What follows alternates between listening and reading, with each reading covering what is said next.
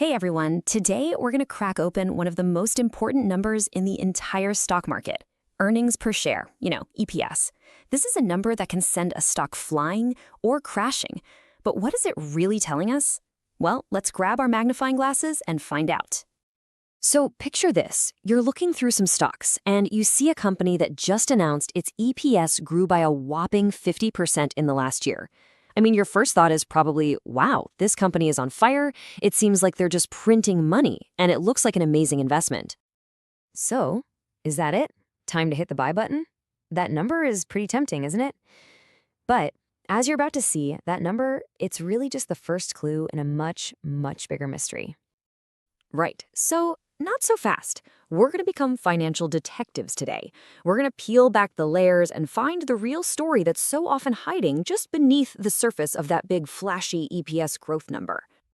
Okay, first things first. Before we can crack this case, we've got to understand what we're looking at. So what even is earnings per share? Well, it's actually pretty simple. You take a company's total profit, that's its net income, and you divide it by the number of shares it has out there in the market. So if a company makes, say, $10 million and it has 5 million shares, the EPS is $2 per share. Easy enough, right? And the reason everyone, and I mean everyone, from Wall Street pros to regular investors, is so obsessed with this number is that it's supposed to be a quick snapshot of a company's financial health. It helps us judge how profitable they are, compare how they're doing over time, and try to figure out if that stock price makes any sense. But the growth of this number, that's where things get really interesting.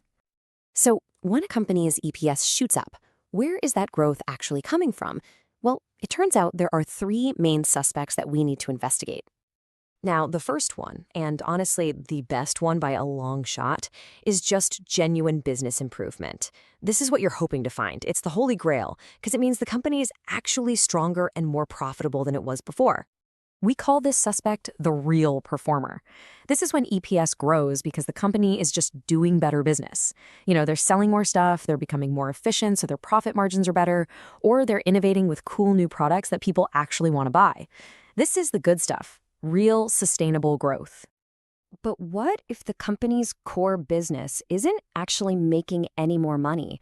Can the EPS numbers still go up? Oh, you bet it can. And this is where our detective work really starts to matter. Let me introduce you to our second suspect, the financial magician. Let's look at year one. Our company makes $10 million in profit, has 5 million shares out there, so the EPS is $2. Pretty straightforward. Now watch this. In year two, the company's profit is exactly the same, still $10 million. But they used some of their cash to buy back 1 million of their own shares. So now, that same $10 million profit is divided by only 4 million shares, and poof, the EPS magically jumps to $2.50. That is a 25% increase without the company earning a single extra dollar in profit. It's financial engineering, plain and simple. And our final suspect is the one-hit wonder. This is when EPS gets a nice temporary boost from something that's not going to happen again. Maybe they sold off an old building, or they won a big lawsuit, or they got a surprise tax refund. Sure, it makes the numbers look great for 1 year, but you absolutely cannot count on that happening again. It tells you nothing about the health of the actual business.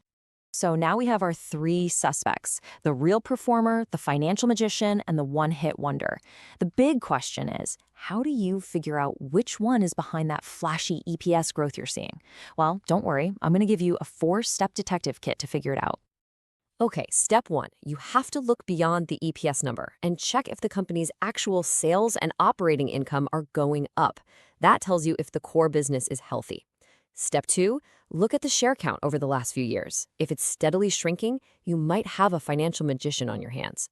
3, and this one is so important, you have to read the footnotes in the financial reports. I know, but that's where you'll find clues like gain on sale of assets or non-recurring items.